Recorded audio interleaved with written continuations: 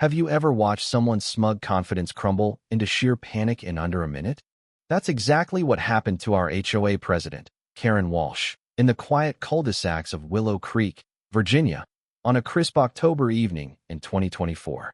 Karen saw my wife's service weapon and decided she'd play vigilante hero, dialing 911 like she'd uncovered a national security threat.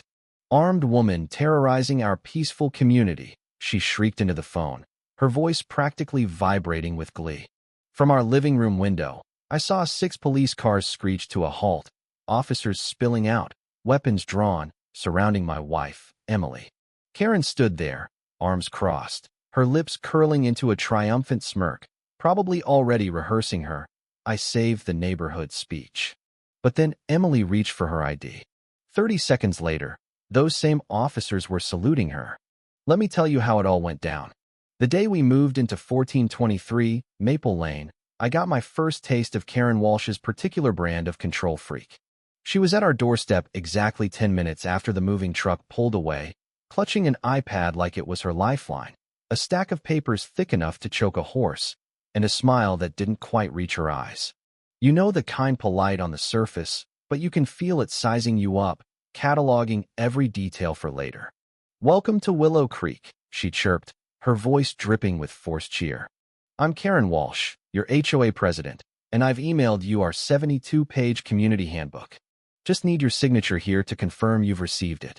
72 pages? Who has time to write a novel's worth of rules for a suburban neighborhood? While she talked, her eyes darted around our front yard, her fingers tapping notes into that iPad like she was conducting a CIA-level investigation. At first, I thought she was just overly enthusiastic, but then I caught her subtly angling her phone, recording our front door, our car, even our windows. "For the community newsletter," she said when she noticed me staring, but her tone felt more like a predator sizing up prey. As she stepped away to take a call, I overheard her muttering, "New residents at 1423. I'll vet them thoroughly. No red flags yet, but give it time." "Bet us?" We hadn't even unpacked our dishes yet. That evening, Emily came home around 11 p.m., exhausted from her first week at her new job. Her blazer was rumpled, her hair in a messy bun that screamed, "I'm done with today." And there, on her hip, was her service weapon, holstered as naturally as a purse. She was grabbing the mail when Karen appeared from behind a perfectly manicured bush like some HOA ninja. "Excuse me," Karen called out, her voice syrupy but sharp, pointing at Emily's holster like it was a live cobra. "What exactly is that?" Emily, bone-tired, glanced down and said, "It's a service weapon. I'm fully licensed, all permits in order." But Karen wasn't just curious, she looked thrilled, like she'd struck gold. Karen stepped closer, her eyes gleaming. "Service weapon? What kind of service requires that in our neighborhood?" Emily, rubbing her temples, clearly on her last nerve, replied, "Specialized security work. The kind that keeps people safe." Karen pressed harder, her questions laced with accusation. "Specialized security? Are we in danger? Should we be worried?" Emily finally snapped, turning to face her with a look that could stop a charging bull. "The kind of threats that require trained professionals to carry protection.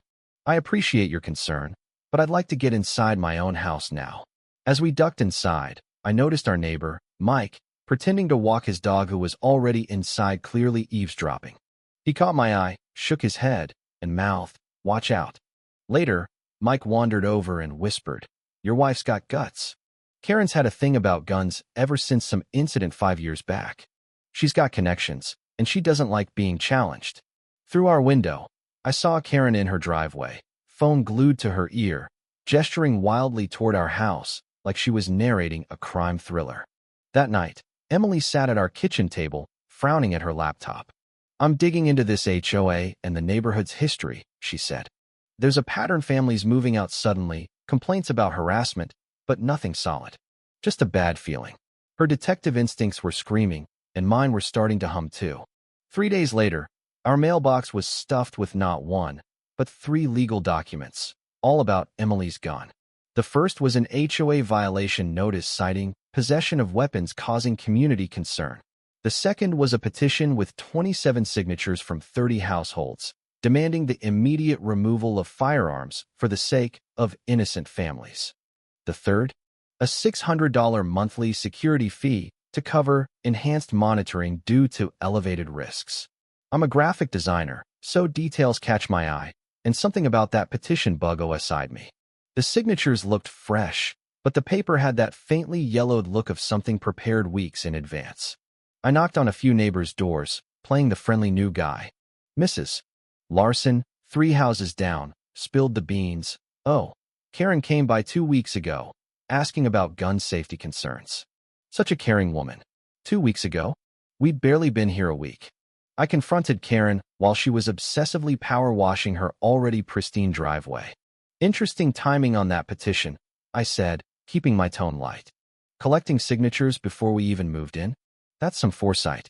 She froze, turned off the washer, and gave me a stare that could curdle milk. We vet all residents thoroughly, David. Safety is our priority. Her smile was gone, replaced by something colder. We have our methods, she said softly, and we know more than you think. That evening, Emily came home looking like she'd been through a war. Her phone had been blowing up. Someone sent the petition to her boss, along with photos of our house and wild claims about neighborhood safety risks. Her supervisor gave her 48 hours to resolve this. I called my buddy Chris, an IT guy, and asked him to poke around the HOA's website. What he found made my skin crawl. Dude, this is weird, he said. The site's got tracking code linked directly to city government servers. Someone official is watching every move your HOA makes, mails, complaints, everything. That's not normal. The next morning, I spotted a black sedan with tinted windows parked across the street, the driver using binoculars to watch Karen's house.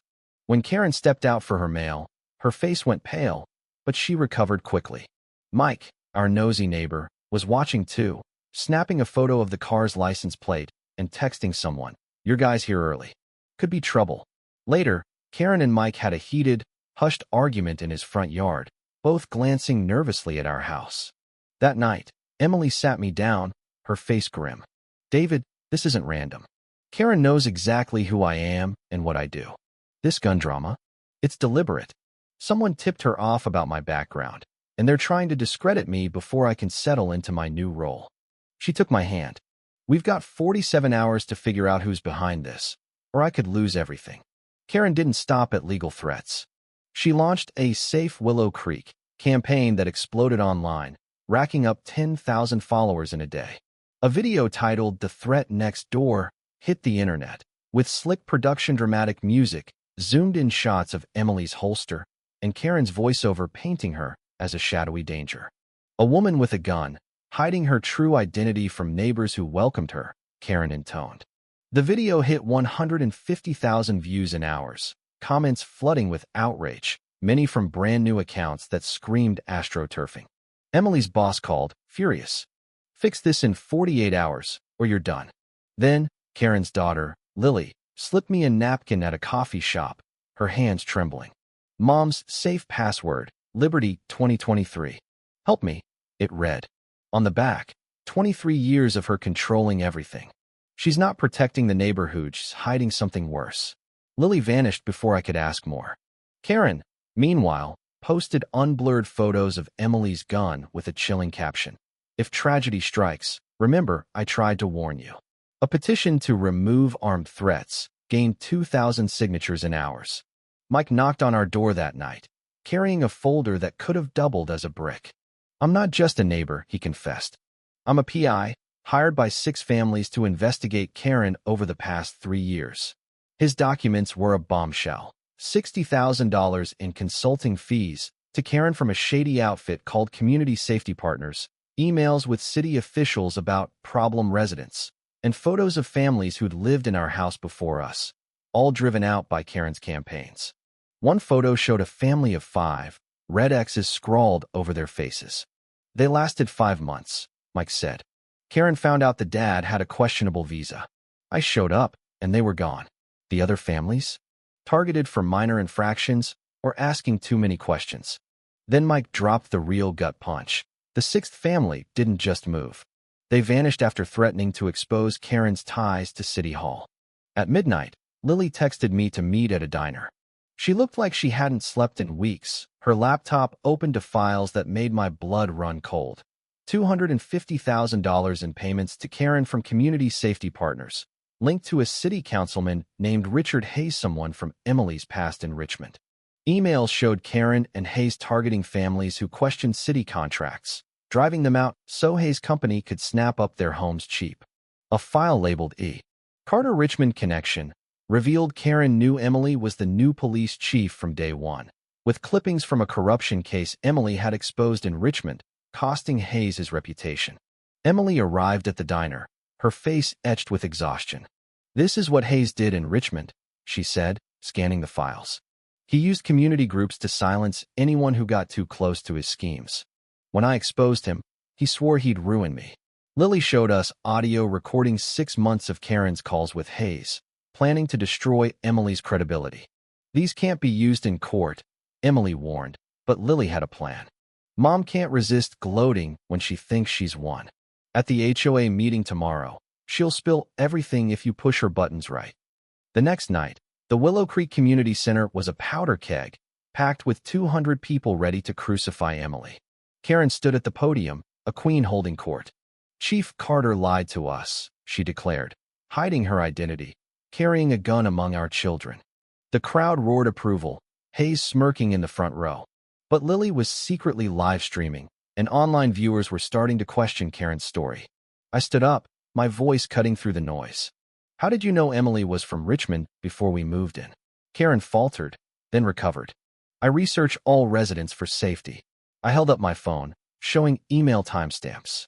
"You knew about her 2 weeks before we signed our lease." "How?" The crowd shifted, murmurs spreading. Karen's composure cracked. "I protect this community from threats like her," she snapped. Mike projected financial records onto the wall. "Threats like the Martinez family? Or the veteran with PTSD you harassed?" Karen exploded. "Yes, I protected you. The Martinezes were criminals. That veteran was unstable. And Carter? She tried to ruin Hayes in Richmond. Hayes tried to stop her, but Karen was unstoppable, confessing to years of harassment and fraud." Detective Lee walked in with officers, cuffs ready. "Karen Walsh, you're under arrest for conspiracy, extortion, and fraud." The room fell silent as Karen's empire collapsed. Emily stood, her voice steady. "Real safety comes from trust, not fear." That's what Karen destroyed here. 6 months later, Karen got 28 years for running the state's biggest HOA fraud scheme. Hayes got 22 when Richmond's case reopened. Lily started law school, vowing to fight for other victims. Emily still wears her gun, and now everyone in Willow Creek knows why and who she's protecting them from. What would you have done if you were Emily, facing a mob orchestrated by someone like Karen? Would you have confronted her head-on, or played her game to expose her? And what about Lily? Did she do the right thing by secretly gathering evidence against her own mother, or should she have faced her directly? Drop your thoughts below, hit that like button, and subscribe for more stories that'll make you question the people next door. I'm David, and I'll see you in the next one.